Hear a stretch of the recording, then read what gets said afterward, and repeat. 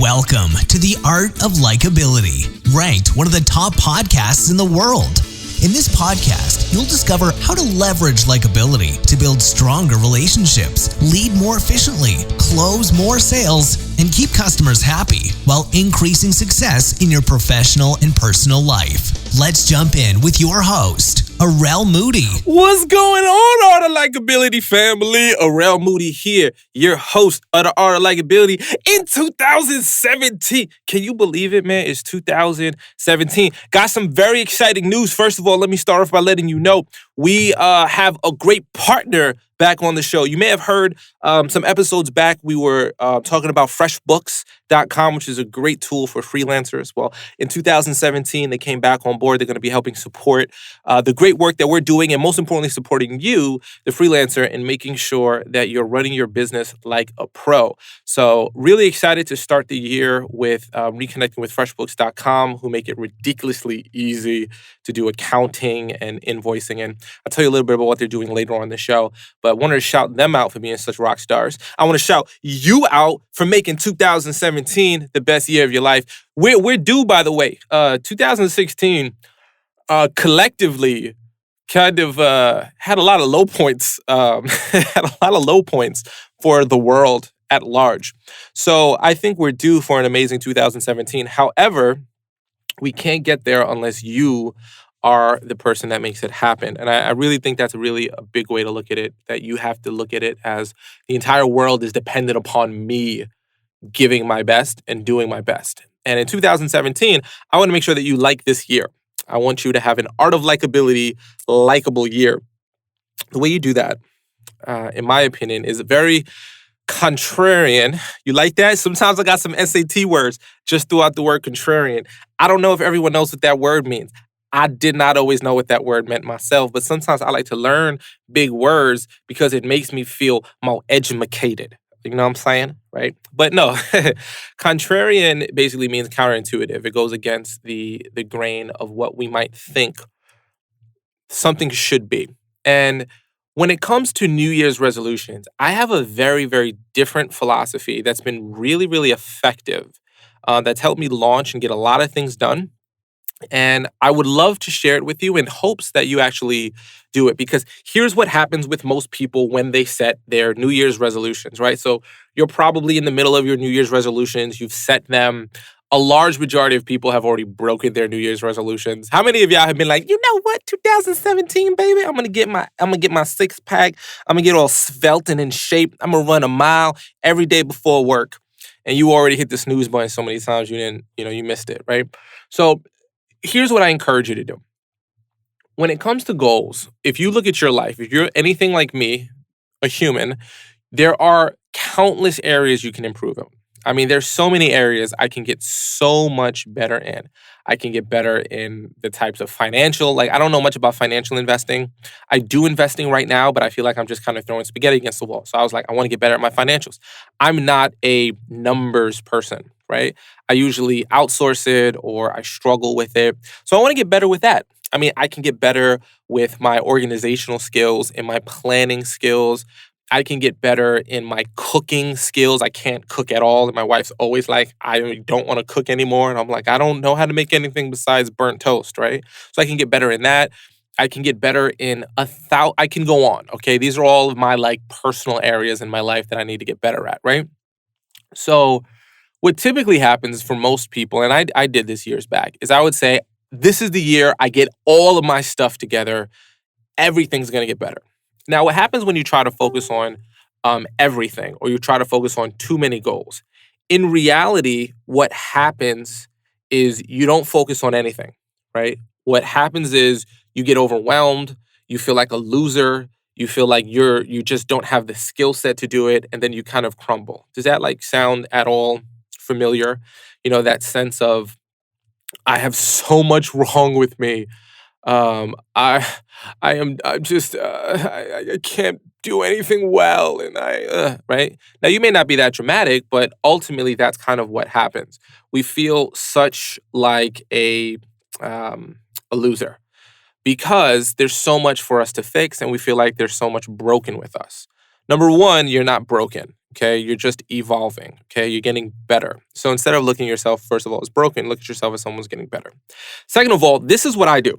And I would encourage you to do it. I want to share my strategy with you. Okay, what I do is I look for my life and I try to look at everything in my life and I ask myself these kind of questions. The first question is, if I only improved on one thing and that was it, and I only improved on one thing in one area of my life, what would have the most impact in my life? Now, typically, the way I figure out what's going to have the most impact is I look at what's causing me the most pain. What did I make mistakes on? What did I do wrong consistently that I do wrong, consistently that's causing me to have this kind of pain feeling, right?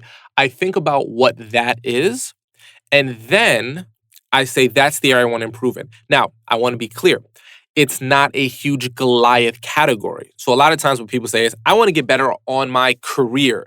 This is the year I get better in my career. The thing is, career is a huge category. Career can mean a million different things. So what happens is when you're not clear on what it means to get better with your career, then what happens ultimately is that you don't achieve the goal because you don't even know what goal you're hitting. Like a lot of people want to win a game and they don't even know what the rules of the game are or how to win, and then they get upset when they lose. So saying career is too big. You got to get like really clear. Like, I want to get a promotion this year. That's good. Like, that's a clear distinction. That's an evolution of your life that can get better. Now, typically, if you want a promotion, you either want more money or you want more prestige or you want more responsibility or you want to feel better about what you do, right? There's a lot of reasons. And you got to choose one, right? Because you say, well, Arel, I would love more prestige and more money. But which one of those are more important? Like, if you could only get more money or you could only get more prestige, which one's most important? Because sometimes the promotion isn't what's going to get you more money or isn't going to get you the prestige, right? For clarity. So if you know exactly what is the one specific thing you want to get better on, you're going to grow, okay? And I want to show you a really cool strategy on how I apply this and make this more real, okay? And I want to do this. But for a lot of us, there are a lot of folks that listen that are freelancers, right? So I want to tell you real quick about what's going on with FreshBooks, right? And the reason why I'm actually really excited about this partnership, because what I found out is a lot of people listening are either self-employed. You may not be self-employed, but we do have a lot of people who are, right? And, you're racing against the clock and you're trying to wrap up 3 projects and you got a meeting that's happening later in the afternoon and you're got this tackle of mountain of paperwork. And it's like, it's tough being a freelancer / entrepreneur, right? It's challenging, but the rewards are worth it. And, our friends here at FreshBooks think the exact same thing. Now, what happens when we set these goals and we work on 1,000 things, we have to see what are the things that we can kind of push off, right? So what I loved about the partnership that I have here with FreshBooks is that they're working on the changing pace of the world, right? So they came out with a brand new version of FreshBooks that when I looked at it, I was like, yo, this is pretty sweet, right? So it's basically been redesigned from the ground up and custom built for exactly the way we actually work in the real world, right? So you get ready for the simplest way to be more productive and organized. And most importantly, you can get paid more quickly. So basically what FreshBooks lets you do is you can create and send professional looking invoices in like less than 30 seconds, set up online payments, which is a couple of clicks and get paid up to 4 days faster. And you can see when your clients have seen your invoice and then put an end to the whole guessing game. So as a thank you for being a listener, right, you can go to freshbooks.com/Arel, right? So that's my name. You should know my name by now, I hope, right? Freshbooks.com/Arel. Enter the art of likability in the how did you hear about us section, right? And they'll give you the 30 free days. So if you're someone who is having struggles and you're like, yo, the one thing I want to work on is getting paid quicker. The one thing I want to do is be more organized with my payments and my accounting. I would encourage you to take the step and looking into FreshBooks. And again, you can do it for 30 days and it's completely free, right? So it's completely awesome and I really love it. Again, go to freshbooks.com/Arel, enter the art of likability and you'll be good, right? So that was my little, freelancer specific thing. Now, if you are or not a freelancer, here's how you can take this idea to the next level. Because when you look at your specificity, right, of what is this one thing that's going to have the biggest impact on your life, if you only look at it as career or promotion, you're still not getting down to what you truly want. That's why I asked you, what do you care about? Is it prestige? Is it more money? What's most important? Because if you can get down to the smallest possible incremental change that would have the most impact on your life, then it becomes more realistic. If it becomes more realistic, it becomes more doable. If it becomes more doable, it becomes more exciting. So I'll give you an insight into my personal life, okay? So one of the areas that I realized I needed to improve upon was my financial reading of my books, right? So I'm an entrepreneur, I run multiple businesses, and I've always had the mindset, which, could be good, could be bad, I don't know, it depends who you ask. My mindset was always just make more revenue, right? If you're running into financial challenges, just make more money and it solves all the problems. But what I've come to realize is, I've built $1 million businesses. I'm, very proud of that. But what I found more than anything is it's not necessarily about how much money you make. It's about how much you keep, right? Because I'll give you an example. If you make $1 million, but it takes you $2 million to make the $1 million, well, even though you made $1 million, you're still $1 million in the hole, right? So a lot of people don't see that. So what I realized is I didn't really have a clear grasp on my bookkeeping numbers, my reports. I had a general sense of it. I would run reports every so often, and I didn't even know what I was really doing. And I would lean on my accountant to, do a lot of it for me. But I realized I need to understand it. I need to learn it. I need to know what it is so that every month I have a clear sense of it. So what I've chosen to work on, individually is learning more about my numbers, learning more about my income statements, my profit and loss statements, getting a better sense monthly how we're doing in terms of expenses, revenue coming in. That was usually a world that I just was never my expertise.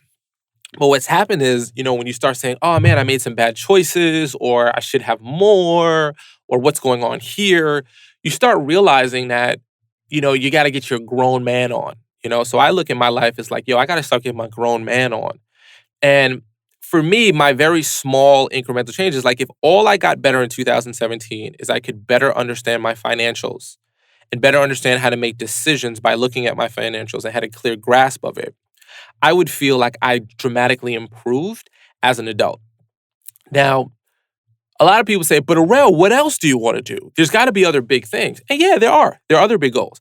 But this is the one thing that is my primary goal. That's the one thing where I'm going to be putting all of my energy to make sure that gets gotten, right? So I have other goals. Like I'm launching some cool stuff. Like I launched in 2016 a course for people who want to become speakers. So if anyone want to become professional speakers, I launched that course. We did our first live in-person boot camp. The boot camp was incredible. We had a lot of awesome people show up and impacted their lives. I'm going to be launching a book writing course. I'm going to be launching a course on how to start and keep a conversation going with anyone. So there's tons of online courses that I have, all intention of launching and creating. And those are big goals of mine. And I think, another kind of thing that I'm focusing on is the idea of creating scalable impact. How do you impact more people exponentially? And for me, I realize online learning is probably the best tool, in my opinion, right now because it's accessible to anyone. People can review it at their own pace. So I think that concept is really cool. And I didn't really create a lot of those before. So I'm focusing on that because I see it as a great way to create exponential impact and impact more people. So for me personally, that's a goal of mine. But nothing is more important to me in terms of my career goals as getting my numbers understood and down. So I got to figure out, what does that all mean? What numbers do I have to understand? What reports do I have to run? What do the reports mean? Line by line, is it all clear? So there's a lot of steps within it. But if all I did this year was personally understand my numbers better, I would say that's a good year. Now, here's the mistake a lot of us will make. The mistake a lot of us will make is we'll say, oh, but I want to set 15 goals or 16 goals. And Arel, you got other goals you want. Yes, but here's the thing. If you try to do too much, you end up doing nothing. How many of you have been talking about losing that 15 pounds for the last 5 years? How many of you have been talking about that new job or moving to the new city or starting that business or writing that book? You've been talking about it forever, right? But you don't do it. So instead of focusing on a lot of so for example, I'm coming out with a course. I'm actually doing a free webinar on it. I probably should tell you. I'm doing a webinar. It'll be free. It'll be awesome. But check your email. Like if you're not signed up for the email, you won't know about it. So sign up for the email list. Send an email out to you. Okay.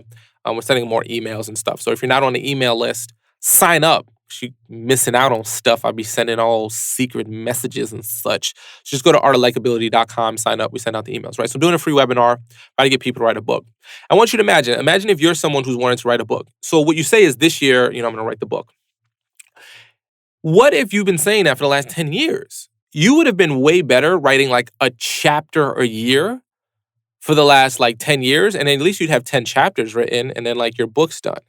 But what most people do is they say, oh, I want to do this big thing, but they don't take the necessary steps. They feel lost. They feel confused. It feels like too big of if it feels like you're slaying this big dragon, the dragon's going to beat you. So instead, you want to start focusing on what is the incremental change. So if you want to be an author, I think that's a great goal. Obviously the course I'm putting out is like, it's going to give you everything you need from start to finish. Like it's honestly just going to be magical for anyone who wants to write a book, right? But for everyone else, it may be like, oh, maybe I just want to write a chapter. Maybe I just want to come up with a title. Maybe I just want, it's got to be small. Because these incremental changes you think are not big enough over time compound and make you very successful. So imagine, take however old you are, right? And just for argument's sake, right? This isn't to beat you up exercise, but I just want you to say however old you are. And imagine when you were 21 years old, every year you learned a specific goal and you learned it and you cranked it away and you had it and it was golden and it was good, right? I don't know how old you are. You could be 20. You could be 22 right now. So you'd be like, Arel, I have one thing. You could be 40 right now. So you'd be like, Arel, I have 19 things, right? Whatever it is, you'd be exponentially better having a skill set acquired, done, integrated into who you are, set on autopilot, and then move on to the next one. The reason we don't do that is because we want everything right now. We want it now, now, now, now, now. I want everything right now. 10 years from now, you're still going to be 10 years older, right? Regardless of what happens, 10 years from now, if you're alive, God willingly, you'll be 10 years older. So instead of making these big Herculean changes, just focus on what's this thing that I can do right now? What's this one thing, And a lot of people say, oh, I want to work on my fitness, right? I go back to fitness here, right?